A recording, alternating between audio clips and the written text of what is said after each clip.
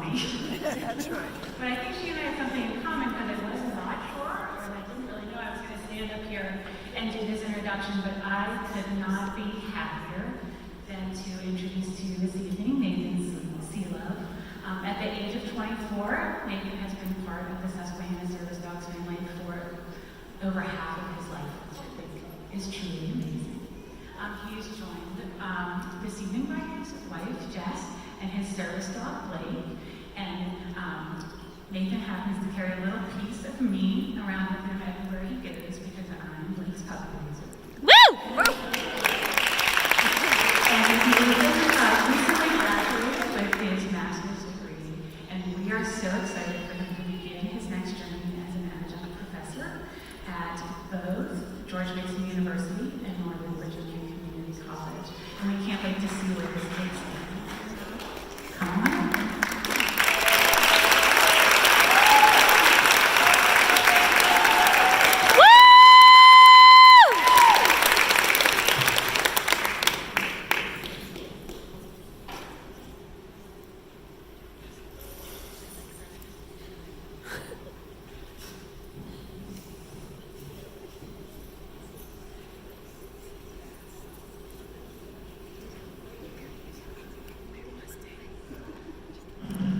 She hates hard surfaces.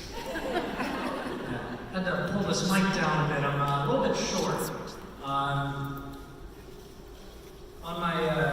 my driver's license, it says that I am 5'7", and they didn't have a tape measure at the DMV, so that's what I'm sticking with. So, my name is Nathan Selove. I am an adjunct lecturer at Northern Virginia Community College and at George Mason University in Virginia. And I'm a public speaking enthusiast. I'm a YouTube disability activist. And I wanted to start tonight by giving a few thank yous. First off, I would like to thank Assistance Dogs International for giving me the opportunity to come here and speak to all of you.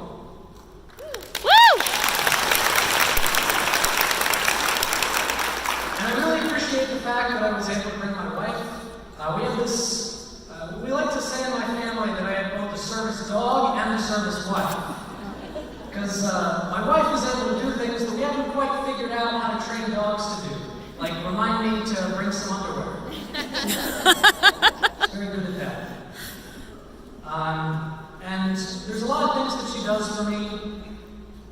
She shows a lot of support for me. And I think that usually when people ask me, hey, what does your service dog do for you? I give my rehearsed answer, sensory relief, deep pressure therapy, providing a physical barrier. But not a lot of people ask me what my service wife does, and she does a lot. So thank you so much, Jess.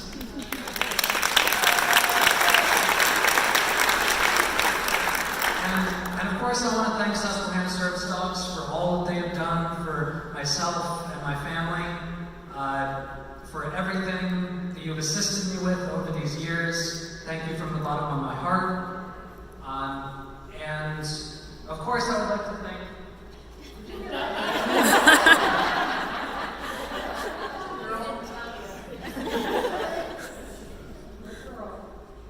I would like to thank Blake, of course, or as I like to call her, Malake.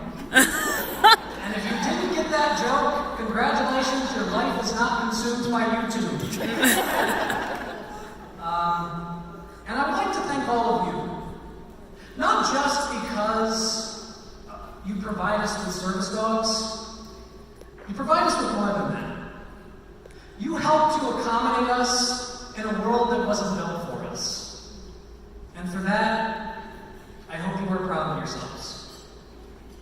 So, I have autism spectrum disorder. I was diagnosed with Asperger's syndrome when I was 9 years old.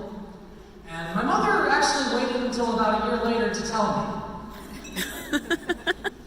And to this day, she actually says that she really regrets that. Now, I understand why she didn't tell me. It's because nothing really prepared her for helping her son create a positive disability identity.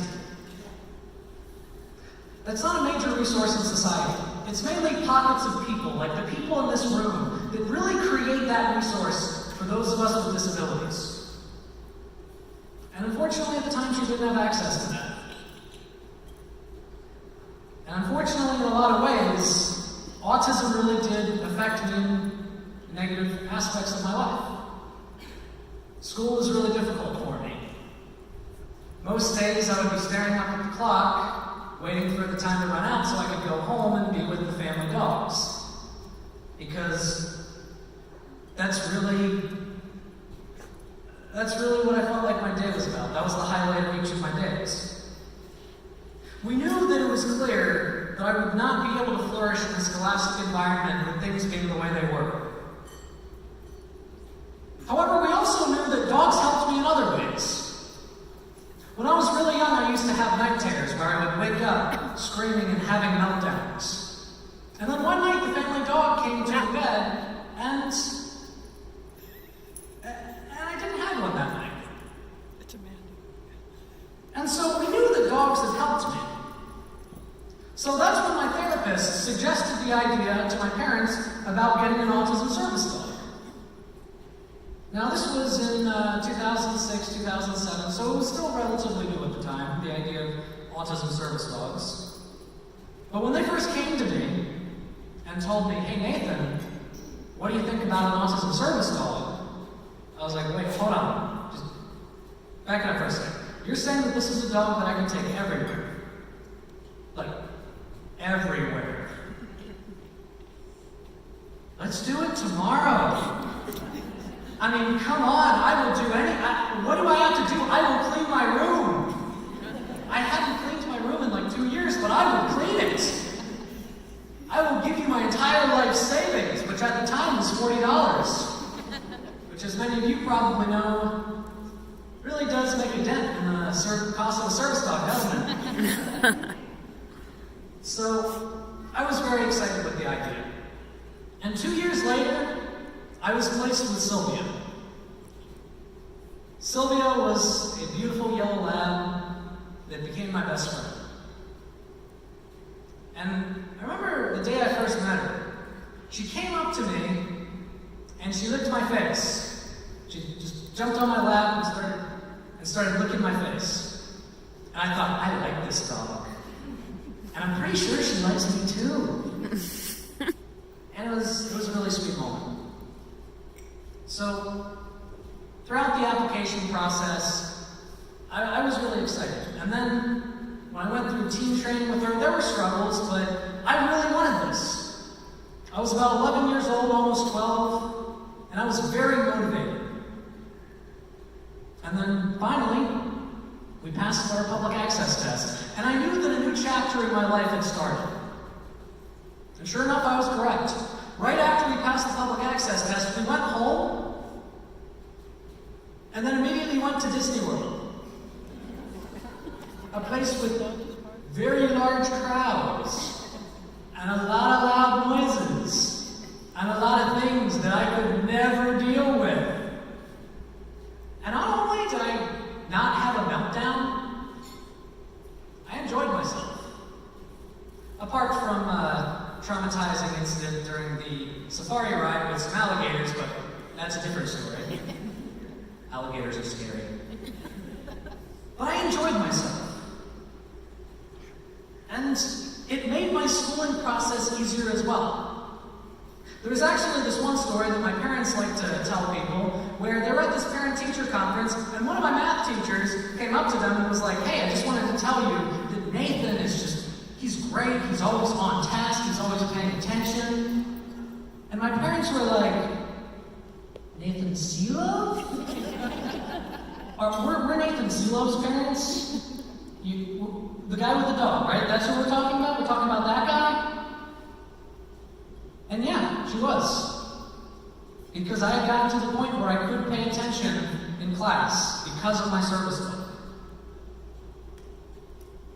And this one girl, who had actually bullied me the year before, she drew a picture of Sylvia and me and gave it to us as a gift. And she apologized to me. My social life had gotten so much better, and people were trying to understand me. Sylvia really liked butter. Random thing for a dog to like, but, I mean, you do you. She really loves to play keep away, and she also really loves skunks.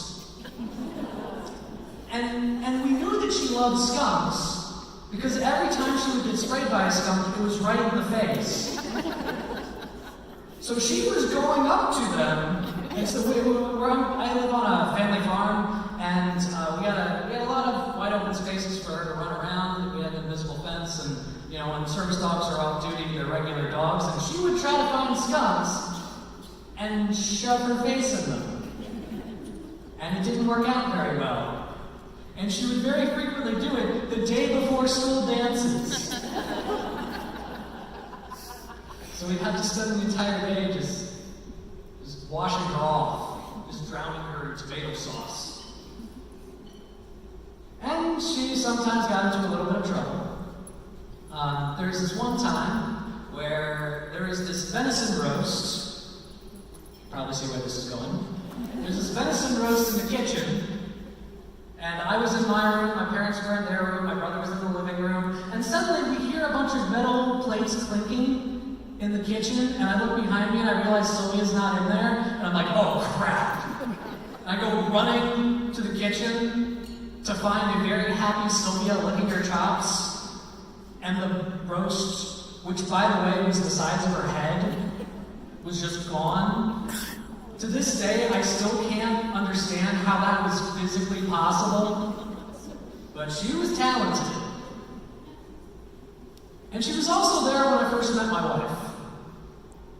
When my wife usually tells the story, she likes to tell people that, that moment where you meet someone and you just think, I love this person, and I want to spend all of my time with them. Yeah, that's how she felt when she met Sylvia.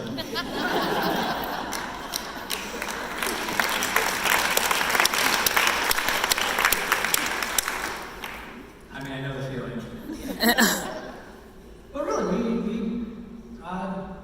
we did start our relationship from there, and we eventually did get married. And Sylvia was with me throughout middle school, throughout high school, throughout undergraduate, and for my first year of graduate school. She was there with me every step of the way. But towards the end of my first year of graduate school, she was starting to slow down. And she was like 11, 12, so it was understandable. She was coming to the age where it was getting time for her to retire, and I really didn't want to hear it. Because it was hard for me to comprehend the idea of another dog in my life. My dad has this saying where he likes to say that you can tell an autistic, but you can't tell him much. It was really hard for me to comprehend the idea of her not being my service dog, but Susquehanna service dogs really did work with me tirelessly to get me ready for this idea. And I knew them, and I trusted them, and they worked with me to find the perfect dog.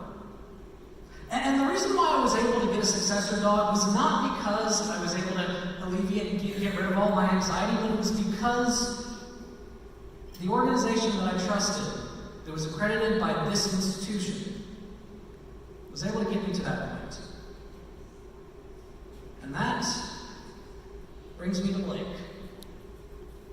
I met her at this Meet the Puppies session, and once again, she jumped up on my lap, and she licked me in the face, and I thought, I like this dog. And she likes me too.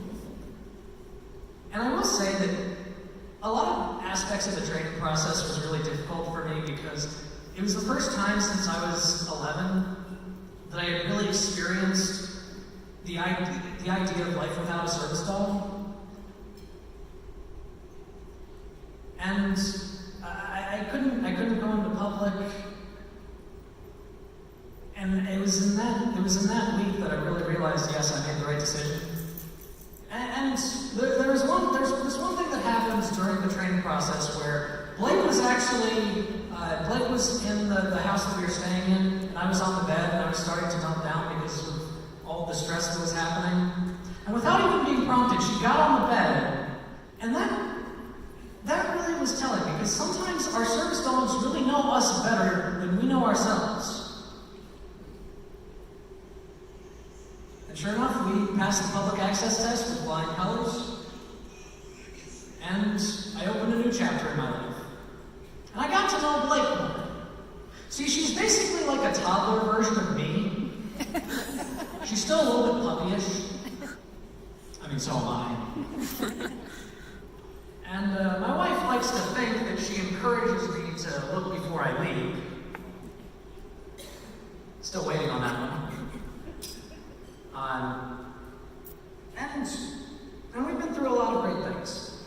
You know, most of the time that she is right, Blake is right when she's trying to calm me down. Although sometimes it does get a little bit funny because she doesn't know the difference between acting and real life. I do a lot of plays, and so there's this play that I did recently that I wrote called What is Love? It was this play that I did as my master's thesis, and at the beginning of it, I would come on stage and I would fall on the ground, trying to give a character study in my personality. I fall a lot. And she would always run over to me and try to comfort me. I'd be like, no, Blake, I'm okay. And I had to slowly train her off of that. She also has this thing where she really likes to jump on the bed when Jess and I are just like snuggling up, and she will just plop herself in between us. Just be like, excuse me, why was I not invited? We have this saying in our house that all cuddles are Blake cuddles. We think that it's possible that Blake might be autistic. Don't know if that exists in dogs, but we're pretty sure. When we first met her, brought her home to meet Sylvia, we actually thought that Sylvia wasn't reacting very well to her, but then we saw her interact with other dogs, and we realized, oh, Sylvia was just trying to welcome her in her own way, because she wants to play with other dogs when she's off duty, and she can sometimes be a little much for them.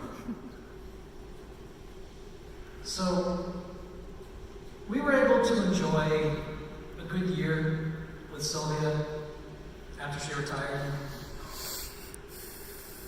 And then, unfortunately, at the end of graduate school, she did pass away. And you know, it is really sad to think about the fact that we can be their entire lives, but they can only be a part of our lives. And she was with me throughout my life. She was with me through the best moments and the worst moments. She was by my side when I got married. And she was by my side when I experienced loss. She was with me for successes and she was with me for failures. And the fact that this dog was with me for the best and the worst of it made me feel honored that I could be there for her last moments. Not a lot of people get to experience that.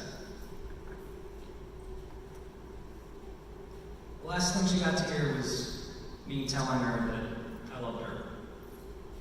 And you know, I think about that moment a lot.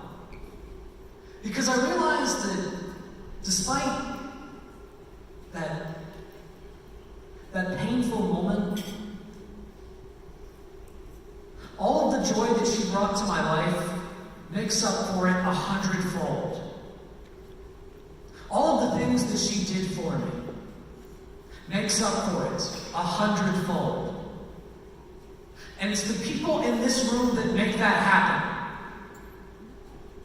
It's the people in this room that bring that joy to the lives of those of us with disabilities. You look at a world that wasn't built for us. You look at the marginalized. You see a world that is unjust. And instead of capitulating that this is the way the world should be, you work to make it the way that it should be. You make that happen for us. Now, I mentioned earlier that I'm an adjunct lecturer. I'm an adjunct lecturer of communication studies. I'm autistic.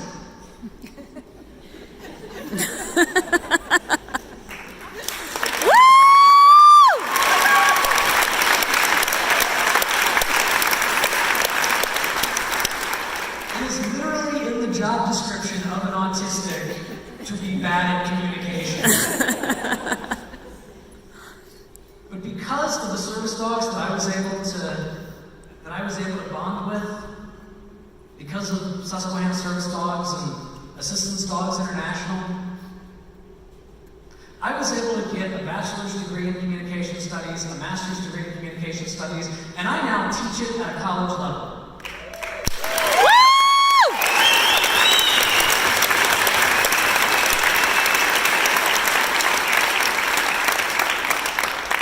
You know, sometimes it's hard to lose sight of just how much of an effect you all have on the world, how much of an effect you have on individuals. Because every single student that I've had has been impacted by what service dog organizations like SSD have done for me. The legacy that you leave behind with the work that you do goes far beyond the dogs that you assign, far beyond the people who you assign them to. Kindness is contagious. And judging by how many people are in this room, I'd say we're gearing up for an epidemic.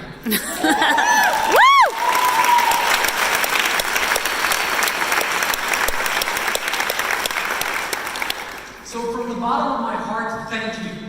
Thank you for the work that you do, and never lose sight of it. Because although my story feels unique to me, it feels unique to my family, it feels special to those around me. There's so many others like me that you have helped. There are so many others that you are yet to help. There are so many more stories that you are creating with the work that you do. So let's make some more stories.